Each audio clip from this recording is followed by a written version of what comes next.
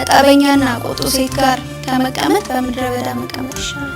ከምንና ከጠበኛና ከቁጡ ሴት ጋር ከመቀመጥ ምድረ በዳ ላይ መቀመጥ ይሻላል። አየክ ቁጡ መሆን ጠብን መፈለግ ምን ያክል አስቀያሚ ነገር እንደሆነ ራሱ ይነግረናል መጽሐፍ ቅዱስና እንደዚህ አይነት ሴቶችን ሰነፍ ሴት ነው የሚላቸው።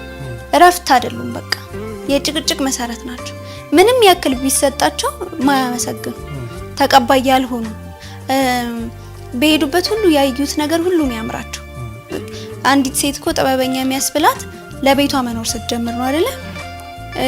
ምን ያስደስተኛል እኔ አንዳንድ ሴቶች አሉ በቃ ሲወጡ የሆነ ሾፒንግ የሚወጡ ምን የሚወጡ ለቤታቸው የሆነ ነገር ሲያዩ በቃ ለቤታችን ገባ የሆነ ነገር ስታይ ለባሌ ለልጆቼ እንደዛ አይነት ሴቶች አሉ። በተቃራኒው ደግሞ ያዩትን ሁሉ ለኔ የሚሉ ሴቶች ደግሞ አሉ።